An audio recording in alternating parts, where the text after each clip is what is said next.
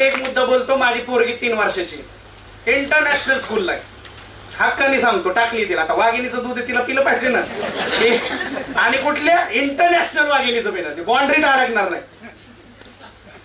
तुम्ही सगळे कवी आहात, लेखक आहात, काय दिग्दर्शक आहेत, म्युझिशियन आहेत, काय ते अजून नाचायला लावणाऱ्यांना काय म्हणतात, कोरिओग्राफर आहे, सगळे आहात तुम्ही. माझी पोरगी आता युरोला आहे. आता तिचं ते काय असतं त्यांचं, नर्सरीत आहे ती. आणि आता ती LKG ला जाणार आहे. बिशॉप्सला मी तिला टाकणार, जाणून बुजून टाकणार आहे. आपल्याला प्रत्येकाला वाटतं ना, आम्ही काय मनपा शाळेतले, but I can talk in English. हा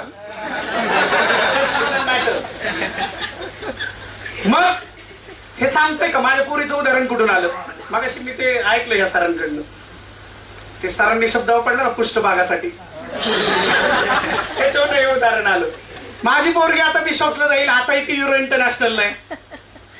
पण माझ्या पोरीने तोंड खोललं की तिच्यातनं तिचा बापच पाजावतो. ती काही इंग्लिश फिंग्लिश तसलं नाही, त्या लेवलचं बोलत नाही. ती तिच्या क्लासरूम मध्ये असेल तेव्हा इंग्लिश, माझ्या घरात असेल तेव्हा माझी लँग्वेज.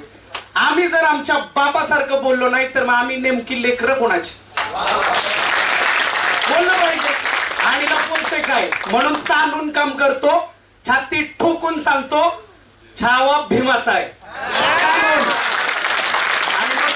कुणाचंही असो, स्टेज कुठलंही असो, माझी नोकरी राहील, पगार मिळेल, सस्पेंड करतील, घेणं देणं नाही. कारण जय भीम,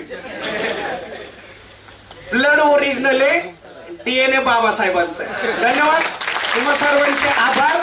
तुम्ही मला ऐकून घेतलं, बोलवलं, मान सन्मान दिला, त्याबद्दल सर्वांचे आभार मानतो. आणि पुन्हा कधीतरी मला जास्त वेळ देऊन भेट होईल. मी आहे ना, कवी आहे ना, जास्त वेळ देऊन भेट होईल अशी अपेक्षा व्यक्त करतो. जय भीम, जय शिवराय.